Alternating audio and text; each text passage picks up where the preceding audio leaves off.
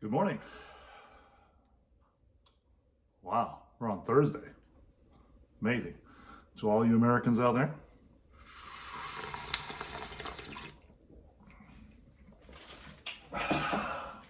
good stuff.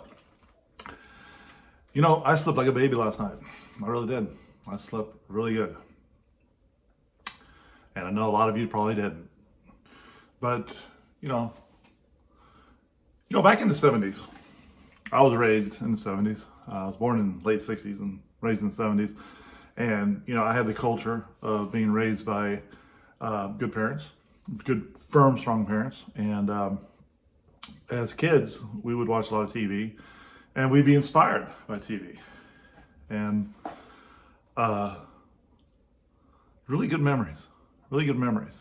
We'd watch religiously the Brady Bunch, all the TV shows, the Western shows and stuff like that. And I think I came out a pretty good, well-disciplined person out of it.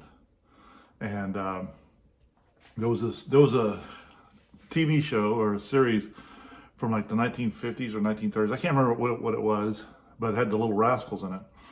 And they had, it was all black and white, and they're all little kids, and they had like a gang. It's called Our Gang, right? And they would put, pennies into a jar, and every time they had a meeting, and somehow out of that little show, that little black and white show, there was a substantial group of people in our block that all became a small gang. We didn't wear shirts and carry knives and stuff like that, but we were just a bunch of kids that got together, and we would drop a quarter into a jar, and every time we had a meeting and got together or whatever, and we had a blast. We'd set up little things to do all the time, and it was just, as kids, we were always busy. And as it always does, when something really good comes around, there's always going to be someone who's going to fuck it up for everybody, right? And I don't remember the specifics. But there was some kid that showed up, and he really wasn't from the gang, but he was like a relative, like a cousin. We'll call him Timmy, right? And Timmy showed up and kind of just fucked everything up for everybody. He walked in there and didn't understand why he couldn't be president for a day and stuff like that while they were visiting and all this stuff. And kind of a fight broke out, and it was monotony. And I remember me being the treasurer at the time, looking over at that jar of quarters and like, what are we going to do with that? Because that jar was pretty full, substantially full.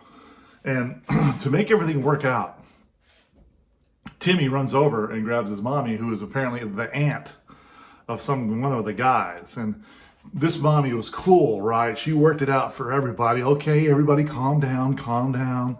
She listened to everyone's story, didn't really pay attention to what the people in the club were talking about, the gang, and basically said, look, you can have Timmy just be the president for the day. It's not going to hurt anything. Well, it did. Even though everybody agreed to agree and walk away for that day, Timmy was a president and wasn't even duly elected. Fucking sucked.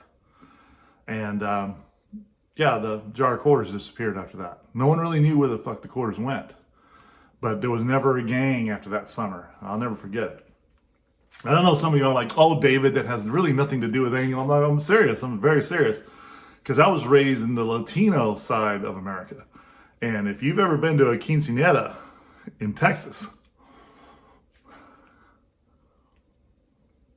yeah, if you ever know anything about quinceañeras, well, this is a big fucking thing, But wow, what a summer to ruin my life. Because I remember when school started back up in August or September. I can't remember when it was back then.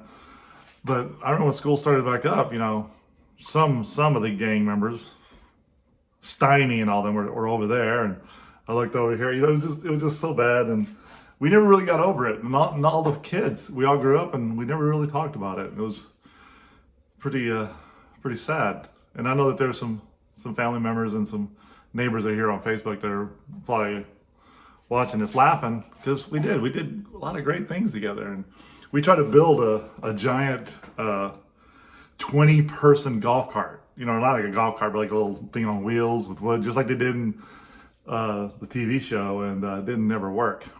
But yeah, we went through all those phases, and you know, that's how it feels like right now. All those memories are coming back because I'm like, oh my God, this reminds me of that summer, you know? And these, there are some Democrat friends that I have that are like, yeah, something's really fucked up going on because they don't agree with the way the voting's like shifted all of a sudden to Biden in some of these states. And you know, it's coming to light. We've got to let the parents who aren't really parents handle this situation. And see, what people don't realize is that everyone's stopping by CNN, Netflix, and Netflix. Yeah, we don't need Netflix jumping in. But when they have like the Fox News and everybody, they're all jumping in. Everyone's jumping to these news channels trying to get information, but they've all been bought out. They've all been bought out. And I have it on good faith. I have it on good faith that Nevada and Arizona are all Trump. I have it on good faith that Michigan and Wisconsin are all Trump. And somehow the news is involved. And, you know, I'm not going to blame Biden, even though he's as crooked some bitch as anyone has ever been, him and his son. I can't really put my finger to say that he's actually part of it. But he's taken the ride, and he's willing to say, I did win, see? And, you know, it's bullshit.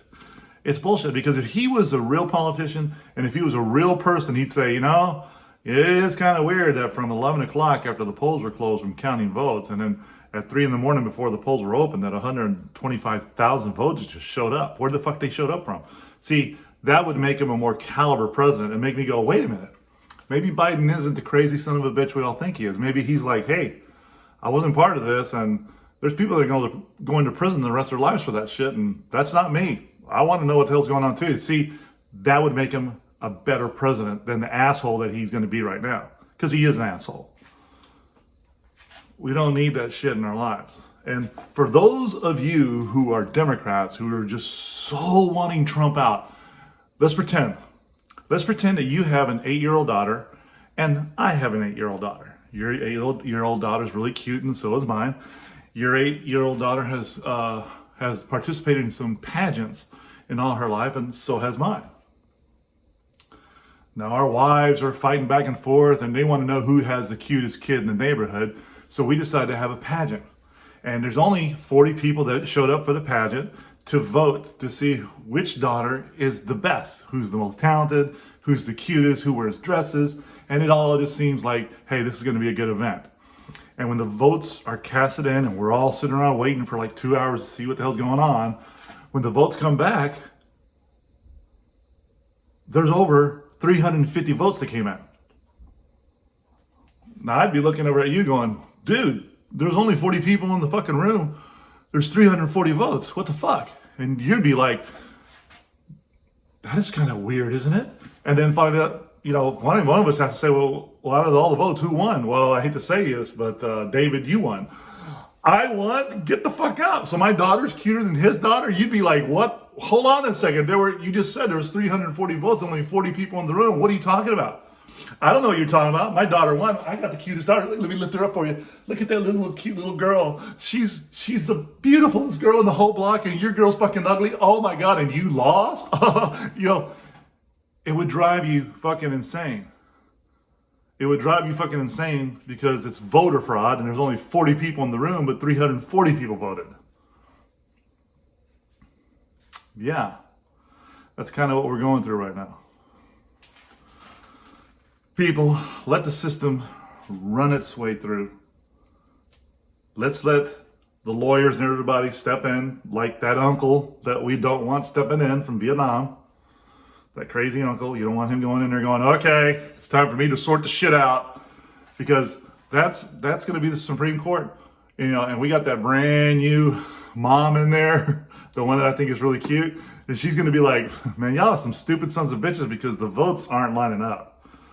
And there's only 3.5 million people in Michigan, and we have over 4 million votes that are in.